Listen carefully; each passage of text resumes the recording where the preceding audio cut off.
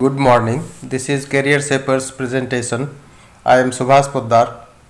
This is set number 6 for the compulsory papers 2 of the BPSC APS and WMO 2022 exam. This set discusses Stockholm Convention, Minamata Convention on Mercury and SAICM.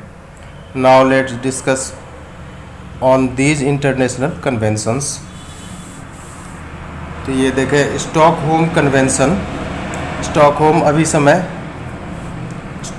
Convention पीओपीज पर एक वैश्विक संधि है ताकि पीओपीज से मानव स्वास्थ्य और पर्यावरण की रक्षा की जाए। ये है स्टॉकहोम अभिसमय और ये कन्वेंशन क्या है? पीओपी पर एक वैश्विक संधि है, ग्लोबल ट्रीटी है। तो ये पीओपी क्या होता है? परसिस्टेंट ऑर्गेनिक पोल्यूटेंट्स को पीओपीज बोलते हैं और इसी से ह्यूमन हेल्थ और एनवायरनमेंट को प्रोटेक्ट करने के लिए ये कन्वेंशन लाया गया था। ये कन्वेंशन वर्ष 2004 में प्रभाव में आया। 2004 में प्रभाव में आया और इंडिया इसमें शामिल हुआ। कब इस कन्वेंशन को रेटिफाई कब किया? तो ये 2006 में रेटिफाई किया भारत ने। और इस कन्वेंशन में कौन कौन से केमिकल को कवर किए गए वो देखिए। शुरुआत में 12 केमिकल्स उत्पादन करने एवं जारी करने हेतु रोका गया और उन्मूलन किया गया। बाद में वर्ष 2018 तक ऐसे 23 केमिकल्स इस कन्वेंशन के अंतर्गत लाए गए। तो शुरू में 12 और 2018 तक 23 केमिकल्स को स्टॉकहोम कन्वेंशन के अंतर्गत लाया गया। और ये जो आर्टिकल 7 है स्टॉकहोम कन्वेंशन का, उसके अनुसार क्या होता है? जो पक्षकार हैं यानी जो पार्टीज हैं उनको एनआईपी विकसित करने थे। पक्षकारों को एनआईपी विकसित करने थे यह प्रदर्शित करने के लिए कि कैसे उनकी कन्वेंशन के प्रति बाध्यताएं क्रियान्वित होंगी।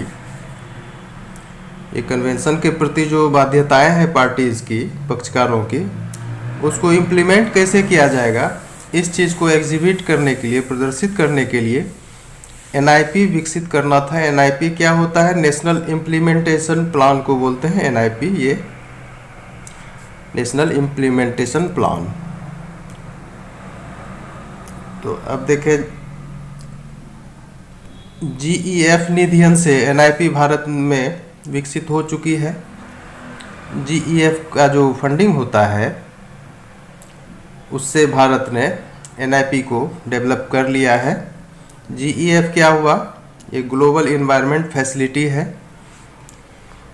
जीईएफ और स्टॉकहोम कन्वेंशन के लिए फोकल पॉइंट के रूप में कौन सर्व करता है? कौन सा मंत्रालय?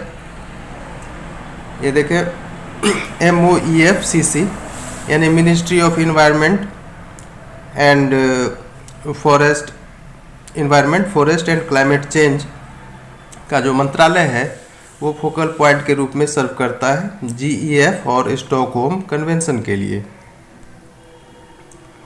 MOAC और MOCP में डीएनएज हैं, इस पॉइंट को याद करना होगा। MOAC हुआ ministry of agriculture and cooperation और MOCP हुआ मिनिस्ट्री ऑफ केमिकल्स एंड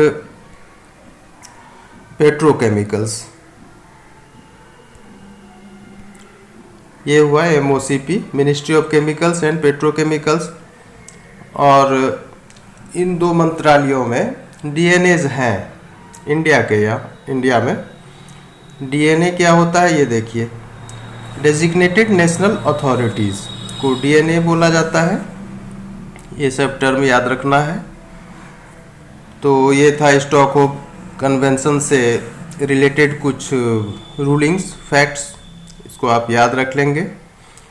और अब आइए मीनामाता कन्वेंशन ऑन मरकरी पर। पारा पर मीनामाता अभिसमय। ये तो मरकरी के विपरीत प्रभावों से मानव स्वास्थ्य और पर्यावरण की रक्षा करने हेतु मीनामाता कन्वेंशन एक ग्लोबल ट्रीटी है, एक वैश्विक संधि है। मरकरी के विपरीत प्रभावों से ह्यूमन हेल्थ और एनवायरनमेंट को प्रोटेक्ट करने हेतु ये कन्वेंशन है मीनामाता। यूनेप की गवर्निंग काउंसिल ने फरवरी 2009 में डिसीजन 25/5 अंगीकृत किया। ये यूनेप का जो गवर्निंग काउंसिल है वो एक डिसीजन एडॉप्ट किया है 2009 में। उसका विषय क्या है? उसका विषय है मरकरी पर एक,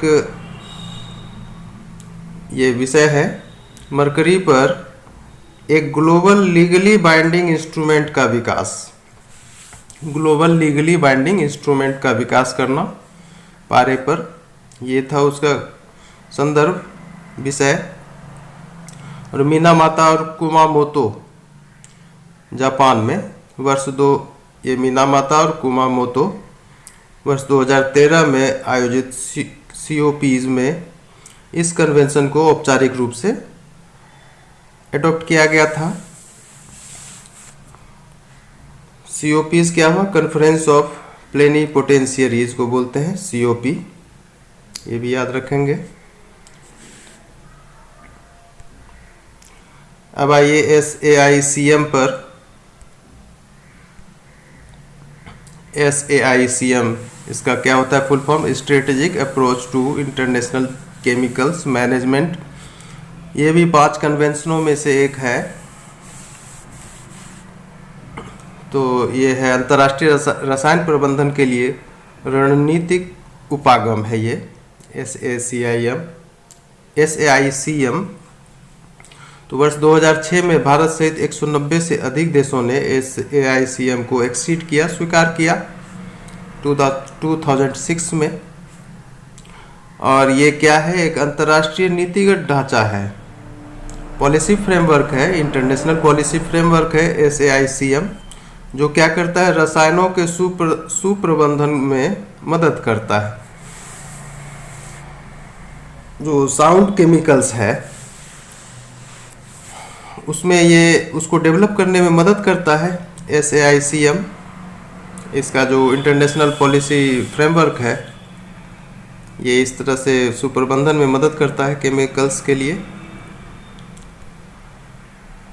तो SAICM के अंतर्गत शुरुआती गतिविधियां शामिल है कौन कौन सी? देखिए,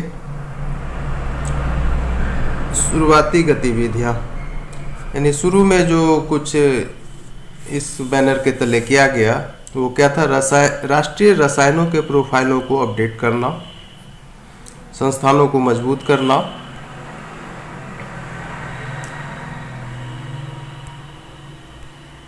राष्ट्रीय रणनीतियों में रसायनों के सुप्रबंधन को मुख्य धारा में लाना।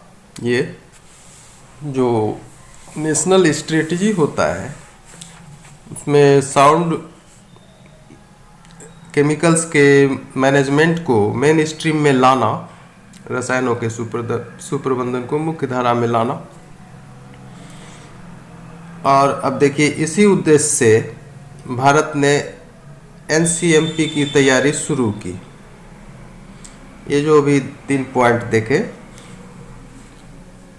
उस उद्देश्य की पूर्ति के लिए भारत ने NCMP की तैयारी शुरू की ताकि भारत की अवसंरचना और रसायनों के प्रबंधन के लिए क्षमता का मूल्यांकन किया जा सके, उसको एसेस किया जा सके। NCMP क्या है? नेशनल केमिकल्स मैनेजमेंट प्रोफाइल, ये है NCMP।